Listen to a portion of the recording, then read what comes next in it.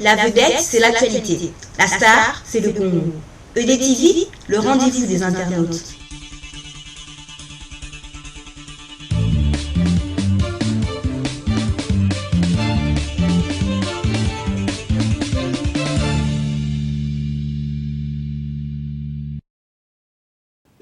Chers amis internautes, amis téléspectateurs, amis des TV, bonjour, bonsoir. C'est l'endroit où vous vous trouvez en ce moment.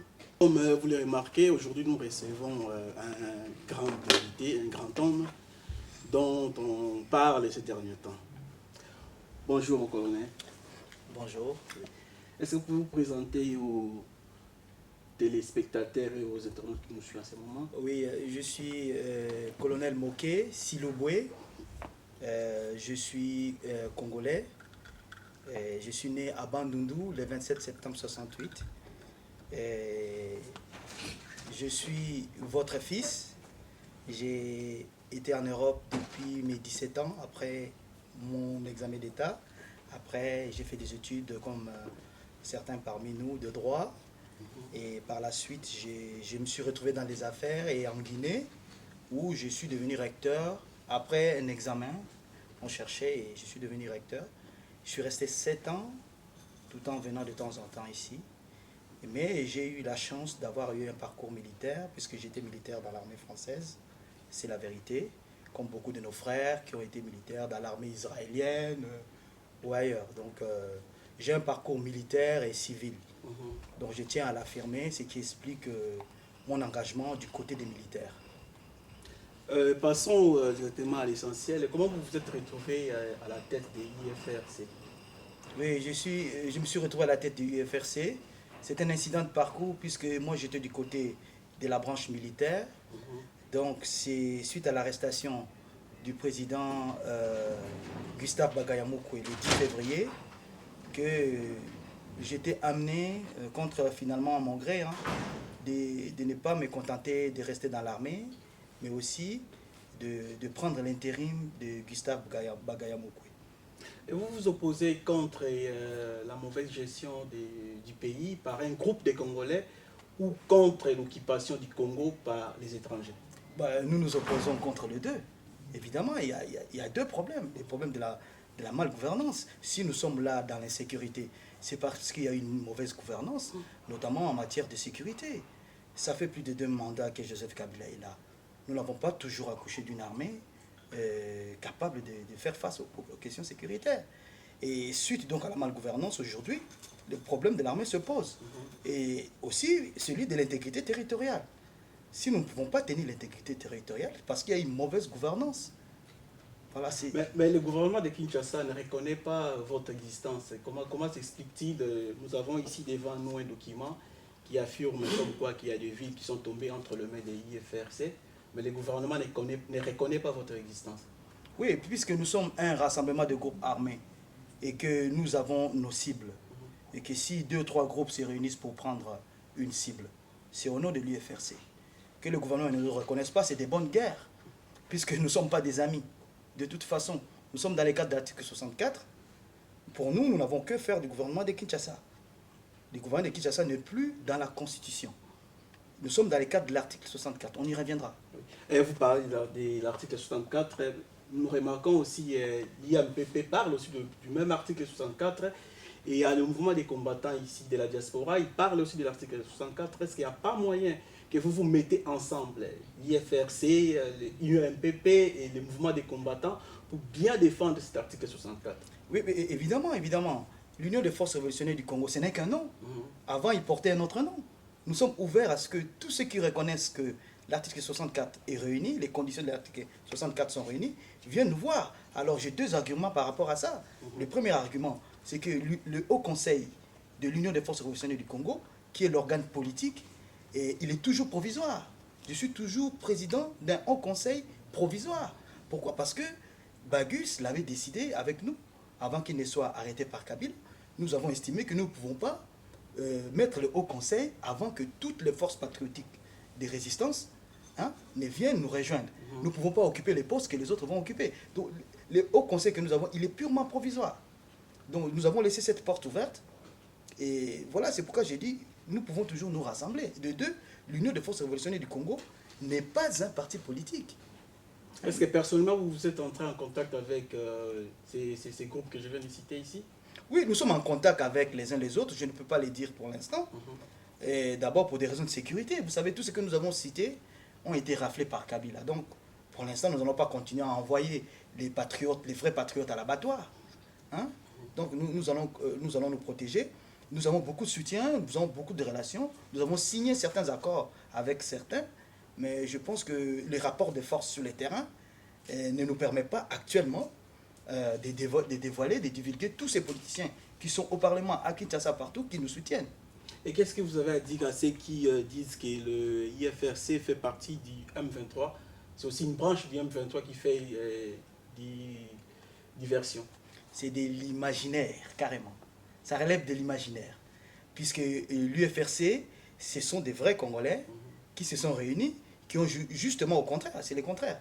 Nous nous sommes réunis pour faire face au risque de l'implosion du territoire. C'est pour faire face au problème de l'intégrité territoriale que l'UFRC a été créé. Je peux l'affirmer, je l'ai répété à d'autres télévisions. Le gouvernement congolais était informé de cette démarche. À partir du moment où le M23 avait attaqué le territoire, nous, en tant qu'experts militaires, nous nous sommes réunis avec quelques généraux, Maïma et les autres, pour pouvoir dire que non, n'attendons pas que le territoire soit perdu de moitié pour nous rassembler. Nous avons informé le gouvernement de Kinshasa sur cette démarche. Et nous sommes étonnés de constater que le gouvernement nous envoie du côté des M23, alors que nous les avons informés et qu'ils nous ont rejetés. C'est une preuve que le gouvernement de Kinshasa est contre les pays. Comment les fils du pays se réunissent, disent que non, pour protéger le territoire, n'attendons pas la fin des négociations de Kampala, l'échec de Kampala, rassemblons-nous maintenant, et avant qu'il ne soit trop tard, et le gouvernement nous a rejetés. C'est là où nous avons compris que le gouvernement de Kinshasa n'est pas libre. Il n'est pas libre, il a des engagements qui les tiennent. Donc vous vous êtes communiqué avec le gouvernement de Kinshasa à un moment pour savoir un peu qu'est-ce qu'ils en pensaient de tous ces groupes rebelles, disons. Mais quand nous vous disons que l'article 64 est réuni, c'est vraiment réuni. Nous avons informé le gouvernement que tous les groupes armés congolais, les vrais Congolais, ont peur de perdre les territoires. Donc on veut se rassembler pour pouvoir protéger les territoires. Et au lieu d'attendre que la situation soit en dérapage, faisons-le très tôt. Nous avons informé le gouvernement. L'UFRC ne s'appelait même pas UFRC dans le projet. Nous avons informé notre gouvernement. Et à l'époque, ça s'appelait comment? C'était Force patriotique pour la défense des territoires. Hein? Ils ont le document. Et à partir du moment où nous sommes rendus compte que le gouvernement de Kinshasa, en réalité, était dans des accords privés et que les rassemblements de 12 groupes armés allaient énerver les alliés privés de Joseph Kabila, nous nous sommes rendus compte qu'il fallait nous prendre en charge. C'est que le gouvernement, Joseph Kabila, n'est pas libre. Et quel est vos rapports avec le M23? Est-ce que vous avez des rapports particuliers avec le M23? Nous n'avons aucun rapport. Nous n'avons aucun rapport. Sauf que nous ne sommes pas les FARDC. C'est tout ce qui nous lie. Eux, ils sont des rebelles. Nous ne sommes pas dans l'article 64, nous sommes dans l'article 64. C'est dans le programme de l'IFRC, il y a une place pour la vérité des urnes qui défendent l'IMPP. Nous restons ouverts, je l'ai dit toujours, à toutes les solutions. Mais si nous résolvons le problème militaire et nous chassons Kabila par la force, nous sommes ouverts à toutes les propositions. S'il faut récompter les bulletins de vote, il faut les faire, on les fera. Nous sommes prêts même à consulter la population par rapport à ça. Hein? S'il y a encore des bulletins, et ça m'étonnerait que Kabila puisse garder des éléments comme ça, s'il y a encore des bulletins, nous pouvons vérifier que Tshisekedi avait effectivement gagné. Pourquoi pas? C'est une ouverture. Ce qui compte aujourd'hui pour nous, ce n'est pas ça. Ce qui compte pour nous aujourd'hui, c'est l'intégrité territoriale et les problèmes de l'armée, puisque nous n'avons plus d'armée. Mais selon vous aussi, dans votre intervention, vous avez parlé des 100 000 et quelques militaires congolais qui sont répertoriés, c'est ça? Oui, effectivement. L'état-major général de l'armée congolaise. Oui, mais il y a un vrai problème qu'il faut poser à nos frères. Hein? Pourquoi faire venir 4000 soldats de la SADC, hein? Alors qu'il y a déjà 17 000 soldats de la MONUSCO sur place et que l'armée congolaise a 104 000 hommes? C'est le recensement de l'Union européenne. Hein? L'Eurosec, je pense. Hein? Et ce sont des sources officielles. Sur les 350 000 soldats que Kabila avait déclarés au départ, pour lesquels notre pays payait des salaires chaque mois, on s'est retrouvé finalement, après les recensements biométriques de l'Eurosec, on s'est retrouvé avec 104 000 hommes. presque plus de la moitié. Tous ces hommes-là ne sont pas capables de contrôler 2000, 3000 personnes qui sont retranchées dans un coin du territoire. Il y a un problème. Si 104 000 hommes ne peuvent pas chasser 4 000 hommes ou 3 000 hommes, je ne sais pas, par exemple, des M23, c'est qu'il y a un problème avec notre armée. C'est qu'elle n'existe pas. Aucune armée ne peut gagner une guerre si elle n'en a pas la volonté. La volonté de vaincre est l'élément le plus important de la victoire. Alors, je me pose la question, est-ce que Joseph Kabila avait résoudre le problème ou pas? Et nous avons sous nos yeux ici une liste des villes et cités qui sont entre les mains de votre mouvement. À l'ère actuelle, au moment où nous parlons, ça se trouve toujours sous votre contrôle. Oui, nous pouvons citer pour les camps de Ngandou. Nous sommes toujours dans les environs de Ngandou. Pour l'autre, le jour que Lambert Mende avait annoncé l'échec de cette ville, c'était archi faux. Donc nous avons aussi compris une seule chose, c'est que Lambert Mende a tendance à communiquer seul. Et les rassemblements de ses forces permet maintenant à l'UFRC de communiquer toutes les avancées des forces patriotiques. Enfin, nous allons assurer la communication de tous les groupes armés. Même s'ils prennent un manguier, nous allons annoncer que l'UFRC a pris un manguier ou 1 mètre carré, comme le disait Lambert Mende, nous allons maintenant l'annoncer. Parce qu'il y a trop de mensonges. Hein? C'est du stalinisme de communication qu'utilise Lambert Mende. Hein? Lorsqu'ils produisent ils disent qu'ils ont produit 1 million. Et à l'heure actuelle, l'IFRC compte combien des hommes dans ces rangs? Je peux vous dire que l'UFRC comprend 12 groupes armés. Et il n'est pas possible de donner les effectifs d'une armée, quand même. Mais nous savons au moins que, selon les sources européennes, il existe 29 groupes armés, le 29e groupe étant l'UFRC, et que tous ces groupes peuvent avoisiner 20 000 hommes. C'est tout ce que je peux dire. Bon, imaginez que nous avons réuni 12 groupes sur les 20. Donc il est possible que nous ayons peut-être la moitié, mais on ne peut pas donner des chiffres. Même l'armée congolaise ne connaît pas ces chiffres, puisqu'il y a un groupe de militaires congolais qui ont refusé de se présenter au recensement biométrique. Nous posons la question à Kabila. Pourquoi certains militaires continuent à être payés toujours à la main? Pourquoi ne se sont-ils pas présentés au recensement biométrique? Qui sont ces gens-là? À part les 104 000 hommes, il y a des groupes à l'Est qui ont refusé l'identification. C'est tous les problèmes. Il y a détournement des fonds publics. Hein? Il y a un problème. Et j'ai vu aussi, nous avons un document ici qui a été publié dans les journaux, comme quoi l'IFRC avait envoyé un courrier au secrétaire général de l'ONU. Est-ce que vous avez déjà eu une réponse par rapport à votre courrier? Écoutez, je peux vous dire que l'essence de ce courrier relève de l'article 64. C'était pourquoi nous avons écrit au secrétaire général des Nations Unies pour lui dire que l'UFRC compte contrôler un territoire légalement. C'est parce que nous considérons que notre rébellion est dans la légalité.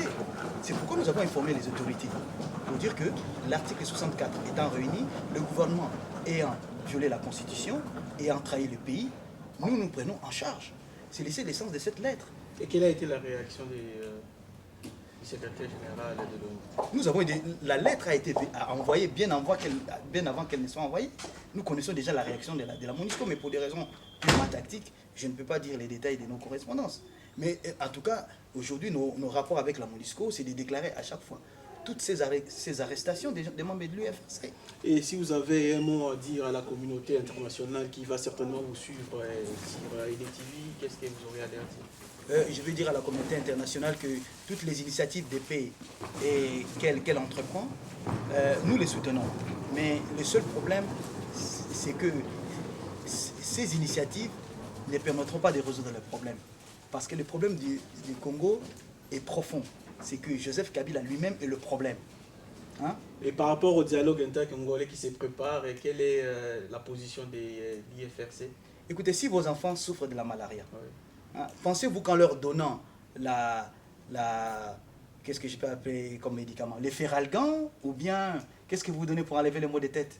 Les Dafalgan. Les Dafalgan, vous pensez qu'en donnant à votre enfant les Dafalgan, tout ce qu'on appelle antalgique, ça va faire cesser la maladie? Non. Ce n'est pas parce que vous arrêtez la fièvre dans une malaria que la malaria s'en va. Les dialogues, c'est un peu près ça. Les dialogues intercongolais actuels. C'est ça. Ce n'est pas parce qu'on va faire le dialogue que le problème sera résolu. C'est comme si vous enlevez la fièvre dans une malaria sans traiter la malaria. Hein? Donc si Joseph Kabila était médecin, il aurait été un mauvais médecin. Hein? Puisque le problème de cette maladie, c'est lui-même. C'est lui les microbes. Si vous ne tuez pas les microbes de votre maladie, vous vous contentez d'enlever la fièvre, ben, vous allez en mourir. Donc le dialogue intercongolais ne résoudra rien, puisque l'armée congolaise n'existe pas. Et qu'il faut à tout prix reconstituer une nouvelle armée. Donc c'est prolonger à peu près la présence de l'ennemi sur notre territoire que d'aller en dialogue. Ça va prolonger le régime de Kabila. J'ai dit à mes frères, revenez vers nous. La seule solution, c'est d'utiliser la force.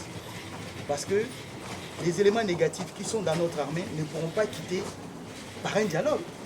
On ne peut pas demander un dialogue à un ennemi qui va rester. C'est tout le problème. Et est-ce qu'avez-vous un mot à dire aux nombreux combattants et combattantes résistants de la diaspora qui vous suivent en ce moment? Oui, je vous dis que l'heure est grave. Si nous ne faisons pas attention, nous risquons de traîner ces problèmes sur 2-3 générations. Aujourd'hui, nous avons réussi à convaincre quelques jeunes qui sont là-bas, qui ne regagnent pas encore leur maison, parce que si nous tardons à apporter les soutiens, à les accompagner, ces jeunes qui sont sur les territoires, ils vont nous rendre les armes, ils disent je rentre chez mes parents, hein. Parce que la solution militaire que nous vous proposons ne se présentera pas toujours. C'est comme l'éclipse solaire, hein. Ça ne va pas se présenter tout le temps. Des Congolais déjà entraînés, qui ont des armes, qui sont sur le terrain, ça ne se présentera pas toujours, hein. Alors, si vous allez vous entraîner d'ailleurs, je ne sais pas, en Afrique du Sud d'ailleurs, vous aurez des problèmes. Donc, c'est le moment de résoudre les problèmes. Donc, il faut venir nous soutenir pour que nous puissions définitivement résoudre ce problème, puisque nous sommes responsables de cette situation, mes frères. Parce que quand Mobutu est parti, nous avons détruit toute l'armée. Nous n'en avons pas reconstitué, s'il vous plaît. La situation dans laquelle nous nous trouvons ne peut qu'entretenir une longue occupation militaire. Alors, essayons de résoudre ce problème. Donc nous pouvons avoir des milliards de dollars, des millions de matériels en armement, nous serons toujours occupés. Parce que la volonté de vaincre manque à Joseph Kabila. Joseph Kabila n'est pas libre. Donc nous venons même libérer que Joseph Kabila aussi. Puisqu'il est dans un scénario dans lequel il ne peut pas s'en sortir lui-même. Il doit nous remercier de chercher à les libérer. Il est dans un trou. Les libérer comment? Parce que lui, il est là, il s'est dit président de la République démocratique du Congo, il signe des accords au nom de ces pays. Comment vous allez encore les libérer?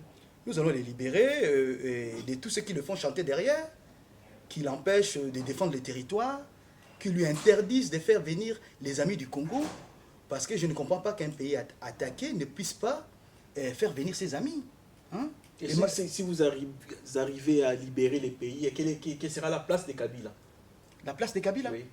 Mais c'est la prison. Vous savez bien qu'il a commis des crimes. Hein? Nous ne sommes pas des assassins. On n'a pas dit qu'on va l'assassiner. C'est bien beau. De toute façon, Kabila sait bien que le seul endroit où il aura la paix, c'est dans sa tombe.